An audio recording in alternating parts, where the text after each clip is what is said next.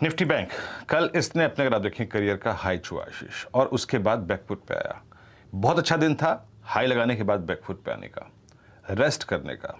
और रेस्ट कहां तक किया? बस अगर आप देखें परसों की कैंडल के मिड हाफ तक। कल का लो थोड़ी जो था वो थोड़ा ऊपर था 10 डेमा की ट्रेजेक्टरी से। ये है वो स्ट्रक्चर, ये है वो इंडेक्स जिसने इस पूरी तेजी को स्पॉन्सर किया और एक लीडिंग इंडिकेटर के तौर पे काम किया। देखिए, इससे थोड़ा सा तहजीब से पेश आइएगा। ये एक ऐसा इंडेक्स है, फिर कहूँगा कि अगर गलत दाव पड़ गया तो बहुत बहुत परेशान करेगा, specially considering the fact that कि कोटक महिंद्रा बैंक की और इंडसइंड बैंक की, आईसीआईसीआई बैंक की, एसबीआई की प्लेसमेंट को देखते हुए एक चीज़ समझ लीजिएगा।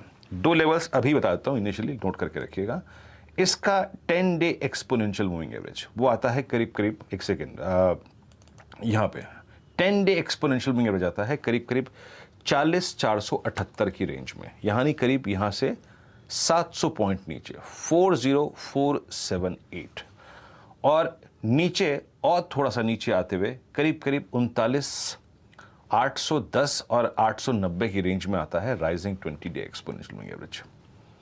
मैं एक डाटा सेट जरा कैंडल ड्रॉ करेंगे, कैंडल ड्रॉ करके 20 day exponential moving average draw कर दीजिएगा।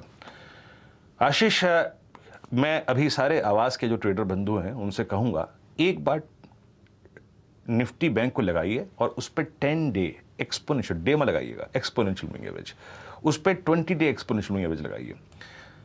5 जुलाई से लेकर अब तक ये एक क्लियर कट मैसेज है बैंक निफ्टी का कि बॉस, मैं रिट्रेस हो सकता हूं 10 डेमा तक, लेकिन वहां से एक बहुत स्ट्रॉन्ग पुल बैक दूंगा, और एक दो दिन अगर और रिट्रेस हो गया तो 20 टेमा तक रिट्रेस दूंगा, लेकिन वहां से एक बहुत स्ट्रॉन्ग पुल बैक दूंगा।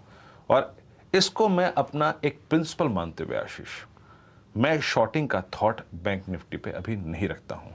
मैं एक पर्टिकुलर टाइम तक बैंक निफ्टी पे शॉर्ट के बारे में सोचूंगा ही नहीं, इसकी स्ट्रेंथ को देखते हुए और जिस प्रकार की लीडरशिप इसके हाथ में है और जिस प्रकार से स्टॉक फ्यूचर्स की प्लेसमेंट है।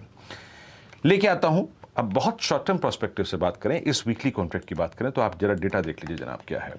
और इनफैक्ट डेटा क्या, आप सीधे पिरामिड देखिए। कल के हाइस पर और कल के ऑल टाइम हाई क्लस्टर्स पे आशीष, इस वीकली कॉन्ट्रैक्ट ने और इस वीकली कॉन्ट्रैक्ट में कॉल राइटर्स ने ग्रिप ली है 41,500, जो कि हमारा, अगर आप देखें, एक्सपायरी के दिन सेकेंड हाफ का एक मीनिंगफुल हाई था। मतलब ऑल टाइम क्रिएट करने के बाद हम रिट्रेस हुए, लेकिन मल्टीपल अटेम्प्ट्स में हम 41,500 नहीं पार कर पा रहे थे। तो वहां पे क्या हुआ कि कॉल राइटर्स आके बैठ गए। 41,500 पे बैठा 14 लाख का आउटस्टैंडिंग वाई, और 42,000 पे करीब 11,29,000 का आउटस्टैंडिंग वाई। लेवल्स लेके आइए आपकी स्क्रीन पर। देखिए, ऊपर के लेवल्स की तो बात बाद में आएगी, लेकिन अगर आप बेसिस को और साथ ही साथ अगर आप देखें तो रेजिस्टेंस को देखें। आशीष, मैं पहले बेस को डिफाइन कर देता हूं। मैं शॉर्टिंग नहीं करूंगा टिल द टाइम हमारा सेकेंड बेस वॉलेट होके एक बहुत बड़ा क्लोज आ जाए। मैं तब तक शॉर्टिंग करूंगा ही नहीं, कोई भी चाहे आके बोल दे।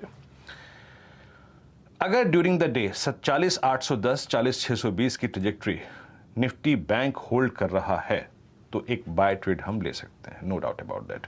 और याद रखिएगा 40,421 40,500 ये वो जोन है राइजिंग 10 डेमा का। तो इन दोनों बेसिस को देखेंगे। और सबसे बड़ी बात यह है, नया वीकली कॉन्ट्रैक्ट है। कल एफआईज की एक्सपायरी रिलेटेड सेलिंग थी, आपको डेटा का इंतजार करना है। डेटा जो होता है ना, वो ट्रेडर का सबसे बड़ा हथियार होता है। जब तक डेटा क्लियर नहीं है, मैं कुछ नहीं बोल रहा हूं आज, डेटा क्लियर होगा मिड सेशन में तो बाय करना है तो बाय करेंगे और सेल करना है तो सेल करेंगे, but I will wait for data. But याद रखिएगा आशीष, 40,000 39,990 880 जब तक नहीं टूट रहा बैंक निफ्टी पे शॉर्ट मत जाइएगा।